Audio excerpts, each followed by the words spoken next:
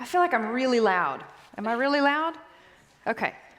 I was like, wow, that is a little too much of me. We are going to be in Psalm 63 this morning, so if you want to go ahead and be an eager beaver and open up to Psalm 63, that's what we're going to be studying out of this morning. So I'm super excited to start our first spiritual rhythm this morning, which is going to be solitude. That's what we're going to talk about today. But if you were not here last week, I want to just do a really quick overview to kind of bring you up to speed to what we're going to be doing this fall. And so we're going to, like Tori said, we're going to be talking about spiritual rhythms and how to incorporate them in our lives. And some of them are ones that you're familiar with, like prayer or reading your Bible or worship. And some of them you may be less familiar with, like simplicity, fasting, and repentance. And so we're going to be looking at a whole bunch of different things. And the idea is to help us to discover new ways to connect with Jesus. And so that's where we're headed with this. And so last week we talked about a definition of spiritual rhythms, and you'll see this on the screen. It's also on your handout, okay? And so it's a big mouthful of a definition. So I want to encourage you to underline the words that are highlighted on the screen as I go through it. So spiritual rhythms are intentional activities. They're modeled in Scripture. They are the means, not the end, they are the means for producing intimacy with God, the fruit of the Spirit, and missional purpose. Now, last week we went through and we broke down each section of that definition and we talked about it. And because it's so important that we understand each aspect of this, because with spiritual rhythms, it is so easy. They teeter on the verge of legalism so easily. And so if we don't understand fully what the definition is, we may edge towards just doing them because we're supposed to do them, and they become just a check the box legalistic type thing in our lives. And so we looked at a continuum last week. That on one side of the continuum, we said we don't want to do spiritual rhythms just because we ought to or we should or we feel guilty, right? But we don't want to be on the other side either, and we only do them when we feel like them, as if they were optional. We want to meet in the middle, and we want to find a place where we have a healthy conviction for each one of these rhythms. And what we talked about was when we start practicing these spiritual rhythms out of a healthy conviction, they turn into a desire. They turn into a privilege to spend time with God. And so that's the goal, that's where we're headed. And so we talked about the one thing that we need to have in order to do these rhythms well, and that is a heart that does them for God and God alone. So we don't want to practice these rhythms for the other women at our table so that we look spiritual. We don't want to practice them for ourselves to make ourselves feel better. We want to do them for God and God alone. So that's kind of our fast overview of what we did last week. So today I want to jump into talking about solitude. Now, there's a great book out there called Sacred Rhythms, and she says, this is how she defines solitude, Ruth Haley Barton. She said, solitude is the discipline that calls us to consciously pull away from everything else in our lives, including the company of other people, for the purpose of giving our full and undivided attention to God. And so as you'll see in your handout, solitude is giving our full and undivided attention to God. And why do we want to do that? So that we can hear his voice. You know, Psalm 139:17 says, "Oh, how precious to me are your thoughts, O God." And the only way that we can capture those thoughts is if we consciously pull ourselves away from everything else that distracts so that we can hear his voice. And that process of pulling ourselves away is both a physical and a mental process. Because physically we're busy, right? I mean, we've got busy calendars, we've got things we're doing all the time. And then mentally, we are bombarded with voices in our lives from friends, family, neighbors, coworkers, strangers. We've got emails, texts, tweets, reels. I mean, there's just a myriad of things going on. And so even when we stop physically, we are still connected to someone or something all the time. And so as a result, there are tons of competing voices in our lives. And these voices, they're shaping our decisions, and they're molding our marriages, they're parenting our children, they're determining our identities, and they're defining our futures. And so what solitude does is it lowers these voices so that we can hear God's voice. Because all of these competing voices, what they're doing is they're beating us into exhaustion. We're exhausted, right? We've got all these competing voices in our lives, and what solitude does is it lowers all those other voices so that we can hear what he thinks about that decision you need to make. or that fear that you have, or that health concern that you're worried about. We want to hear his voice, and so we've got to silence all the other things. So what happens when we hear his voice? Well, as you'll see in your handout, it's a progression, okay? So solitude leads us into his presence, and his presence leads us to hear his voice, and his voice leads us to rest. And so what solitude does is it pushes back those other voices, it pushes back the expectations that other people have of you, the hardships that you're going through, and it allows you to hear his voice and sit at his feet and take a breath and rest. And so as you'll see, the title of this message today is Establishing Rest. And that's exactly what solitude does. It helps us to establish rest in our lives. So I want us to do a little activity this morning. You'll see a sticky note on your handout. And what I want you to do is I want you to write on that sticky note, what did you come into the room this morning with? What burden did you come in here with? And it may be something small, like the 3 things you need to do after Chapel Women's is over, or it may be something really heavy, like a relational issue, or a health concern, or a financial worry. Like whatever it is you came into the room this morning with that you're still thinking about even while I'm up here talking, I want you to just jot that down on the sticky note, okay? You shouldn't have to think about it. What was on your mind when you came in this morning?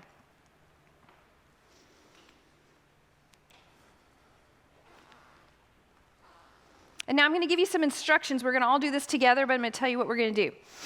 I want you to take a deep inhale breath, okay? And we're going to peel that sticky note off. And then when you exhale, I want you to put the sticky note on the back of the handout down here at the bottom, because we're symbolizing, I'm taking this issue that I walked in here this morning, and I'm going to deal with it at 11:30. Okay? So I want everyone to take a deep inhale breath and take your sticky note, and as you exhale, put it on the back side of your handout. Okay, now we're going to do one more little activity. We're going to do, again, I want everyone, I'm going to explain it, and then we're going to do it. We're going to close our eyes. We're going to take one more deep breath. And as you exhale, I want you to pray this prayer. I want you to pray, God, I'm going to give this to you. I'm giving this to you. I'm giving this to you. And you say it as many times as you can as you exhale. And you give whatever's on that sticky note, you just say, I'm giving this to you. So let's everyone close their eyes and take a deep inhale breath. And then let it out. God, I give this to you. I give this to you. I give this to you.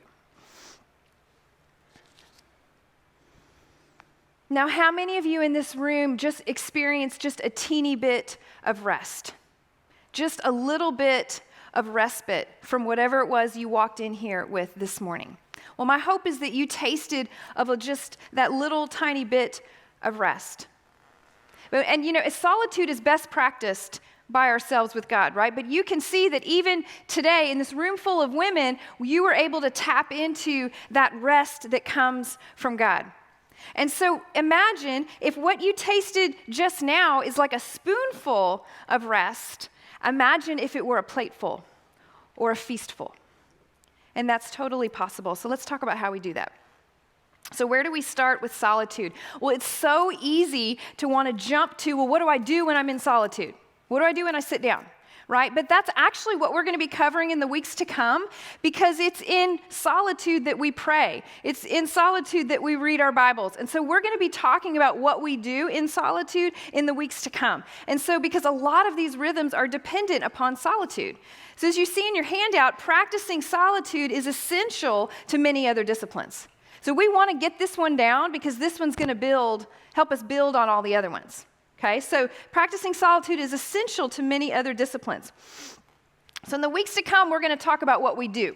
But for today, I want to talk about what does solitude look like and how do we get to that place mentally and physically. So in that same book, Sacred Rhythms, the author says, salvation is being invited to the table. Spiritual disciplines is taking part in the feast. And she goes on to say, and in order to enjoy the feast, we must rest at the table. We don't want to scarf our food down. We want to savor it. We want to savor it. And so solitude is resting at the table and it's enjoying the feast. So how do we do that? Well, this rhythm is the one that we really see the most in Jesus. We definitely catch glimpses of him fasting, living in community, and doing other things. But the idea of consciously pulling away And having that solitude time with the Father, that's really what we see most frequently in the Gospels, right? I mean, we read of him like going up to a mountain to pray or withdrawing to a desolate place, right? So this was obviously a habit that he had made part of his life. But we don't have a lot of details beyond that. We just know he withdrew to a desolate place, right? But we do have the Psalms. And the Psalms give us a beautiful picture of what solitude can look like. So I want us to look at Psalm 63 this morning. It's written by King David. He was the second king of Israel, and it talks about how he wrote it when he was in the wilderness. Look, David spent multiple occasions in the wilderness, and we don't really know which wilderness experience he's talking about here, but we don't really need to know. All we need to know is David is in a tough spot, and this is how he incorporates solitude when he's in a tough spot, and we can learn from him. So this morning, we're going to look at 5 steps that will teach us how to give God our full and undivided attention. 5 steps that teach us how to rest at the table and enjoy the feast. So let's start with verse 1. Oh God, you are my God. And I just want to stop right there. It's only the first half of verse 1. Because that leads us to our first step of solitude, and that is to remember he is my God. Remember he is my God. It's personal. When you go to meet with God, you're not meeting with somebody else's friend. You're meeting with your friend, right? You're meeting with an old friend, someone who knows you and gets you. It's safe and it's comfortable. And we want to remember that's who we're meeting with. Now, there may be some of you here thinking, well, I don't know if I've really practiced solitude before, or I don't feel like I really know God that well. I don't think of him as a comfortable, old, safe friend. And if that's you, that's okay, because he knows you. He knows you inside and out, backwards and forwards. He knows the thoughts before you even get them on your tongue. He knows when you sit and when you rise. So he already knows you. And as you practice this rhythm of solitude, you will get to the place like it is meeting with an old friend. And so I don't want to rush past the beginning of verse 1 because, oh God, you are my God, sets the tone for solitude. And solitude is entering into an old friend. All right, let's move on to the rest of verse 1. Oh God, you are my God. Earnestly I seek you, my soul thirsts for you, my flesh faints for you, as in a dry and weary land where there is no water. So this verse gives us a picture of the state of his heart before he meets with God, and it gives us a picture of the state of his heart, of what's motivating him to meet with God, which leads us to our second step of solitude, and that is to recognize our thirst. When we enter into time with God, we want to enter into it thirsty. And sometimes we enter into it with just like a tickle in our throat, and sometimes we feel absolutely parched. But we want to step into our time thirsty for him. Now, again, you may be here this morning thinking, well, what if I'm not thirsty for God? Or I don't even know what that means to be thirsty for God. Like, what does that even look like? And so if that is you, you're going to love what I have to say next, and that is that we have become so accustomed to carrying around all of our burdens by ourselves. We've got our fears, our worries, our disappointments, our frustrations. We got everything, and we just schlep them on, and then we find ourselves in a dry and weary land, and we just think, well, this is just what it is. Like, you just carry your junk around, and you're in this dry and weary land, and we don't realize that it's designed to give. We're designed to give our things to the Lord.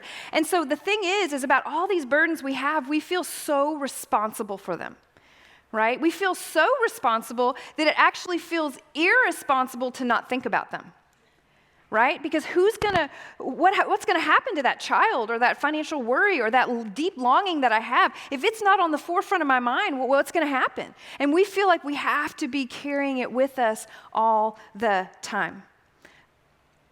But wouldn't it be nice to just take a respite and to be able to take that burden and put it in the hands of Jesus and just let him hold it for a minute? And he wants that for us. He wants our arms to take a break, our minds to take a break, and our hearts to take a break. So he's like, give this to me. It's kind of like the sticky note activity, right? It's just you're taking that issue and you're laying it at his feet. And so let me ask you now are you thirsty? Now, is there something in your life that you're like, oh man, I would love Jesus to hold that for just a few minutes. Just a few minutes. Give me a break from it. Does your soul long for that? That's what it means to recognize our thirst, and we have to recognize our thirst before we step into our time with him. So what do we do next? Well, let's look at verses 2-4.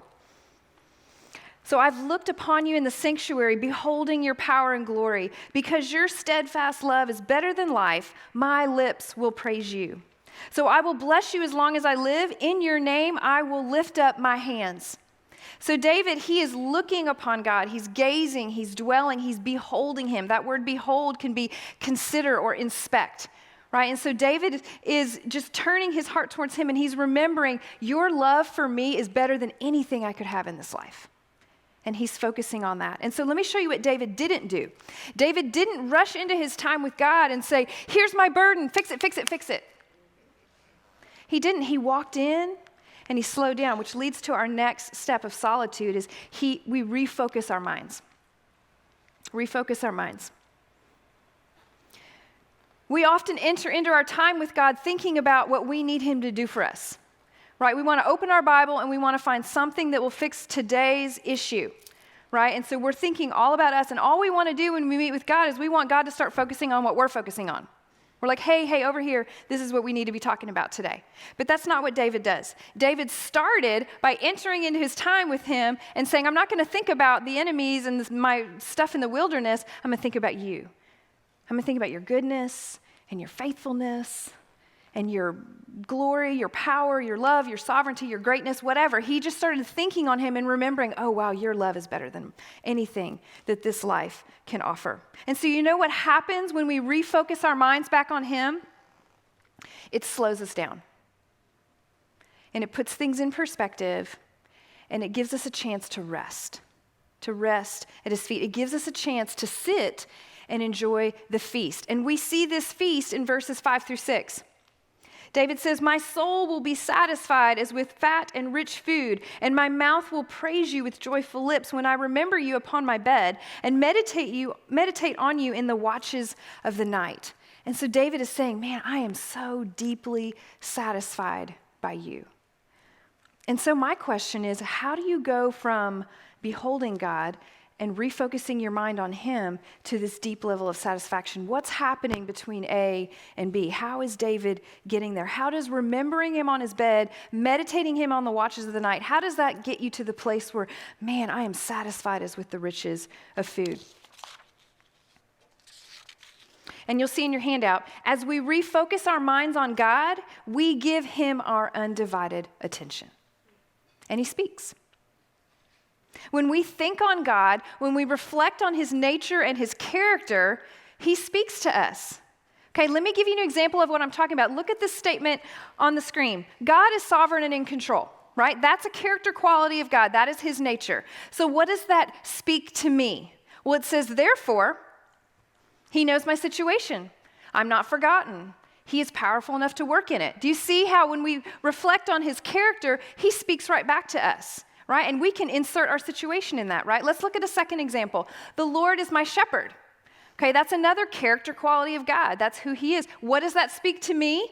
Therefore, he cares for me. He knows my name. He leads me. There's so many. There's a huge list you can do with a shepherd. He knows you by name. He'll feed you. He'll care for you, right? And so as we reflect back on him, he speaks back to us. He speaks back to us. And so as you see in your handout, knowing who he is tells me who I am. Knowing who he is tells me who I am.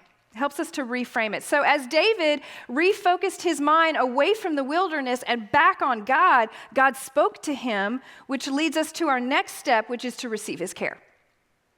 To receive his care. Because God is sovereign, David is not forgotten. Because the Lord is David's shepherd, he knows his name. He cares for him. He feeds him. Right? And so we see that back and forth, and this is where we realize how good God is and how much he loves us. And so we receive his care when we remember this is who I am in response to who he is. And so you can get to that place where you know deep, deep down in your soul that you are not forgotten. And you can get to that place where that thing that terrifies you no longer scares you. Like we can get to that place when we are with him, when we remember who we are because of who he is. And so by taking our focus off of us, putting it on him, we give him our undivided attention, and he speaks back to us, and we receive care from him. And that's the feast. That is the feast. And we see this, that's why in verses 7 and 8, that's why David says, you have been my help. That's why he sings in the shadow of his wings. That's why he says, my soul clings to you, because he has recognized that feast. And he's like, he is receiving that care from him, and he is loving it. And so that's the feast. And that leads us to our final step of solitude, which is actually our step out of solitude, and that's to return with confidence. You know, we don't stay in solitude forever, right? We got to get up and go about our day. We got to deal with that issue that's on the sticky note, right? But we can return with confidence. And we see this in verses 9 through 11.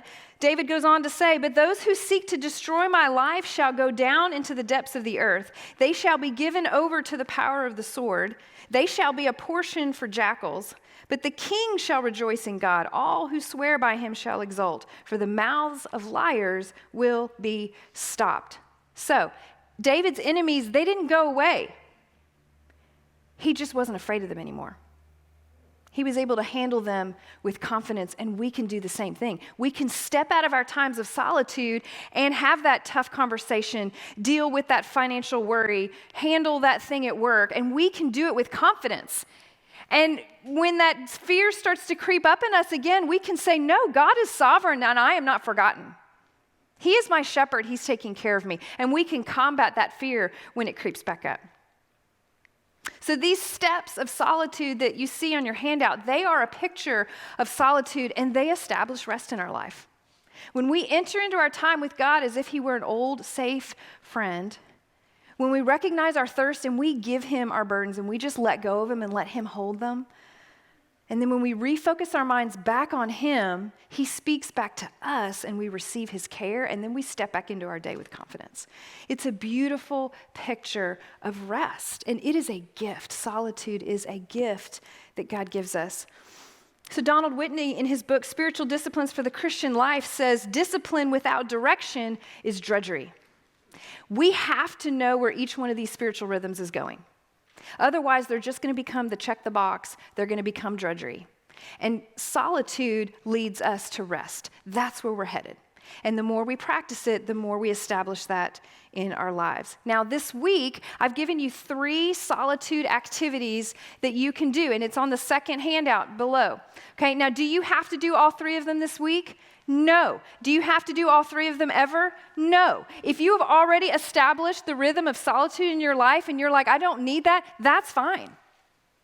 But I gave you 3 of them because I want you to see that practicing solitude can look very different. There's lots of different ways to do it. So I wanted to give you 3 different options so you can try them to see that it's not just one set way to do this. It's a relationship with Jesus. And so you can read through those on your own. They're self-explanatory. But whether or not this week you practice solitude through the activities I give you or something that you're already doing on your own, I want to show you 5 practical steps of stepping into solitude. And you'll see that on the back of your handout, 5 practical steps. And I'm going to let you read this on your own, but I'm just going to run through them really briefly. And the first one is have a piece of paper or a sticky note ready. So when you're spending time with God and you think, oh gosh, I've got to text that person, you just write it down and you're like, I'll deal with that later.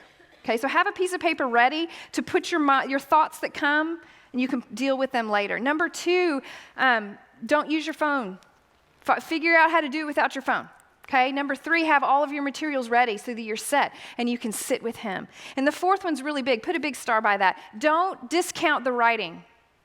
Whenever there's an activity that's like journal your thoughts, compare and contrast, write out a prayer, take the time to get a piece of paper and a pen and write out. There is something about the writing process when you're thinking with God that will make your experience very rich. So don't skip that part. And then lastly, start with prayer. So again, you can read all of that on your own. You can read the activities on your own. And so what I want to do this morning is I want to close with a song. So there's several Psalms that talk about solitude, 27, 63, and 84, or 3 in particular. And so I want to read to you the beginning of Psalm 84. It says, "How lovely is your dwelling place, Lord Almighty. My soul yearns, even faints, for the courts of the Lord. My heart and flesh cry out for the living God. So you can hear the psalmist's thirst for God, right? He can't wait to get into the presence of God because he knows what's coming. He knows that that rest is coming. And so later on in the psalm, he says, better is one day in your courts than 1,000 elsewhere. And so I want us to sing this song this morning, Better is One Day. And as we sing it this morning, I want you to think about, I want you to tap into what is the thirst that you have for him? What is that thing on your sticky note? And I want you to think, as you sing this song, I want you to tap into that thirst for him and remember the gift that solitude is. He's available anytime, anywhere. He's ready to meet with you. He's ready to take that. And so as you sing this song, I want you to remember it is a gift that we get to do this with him.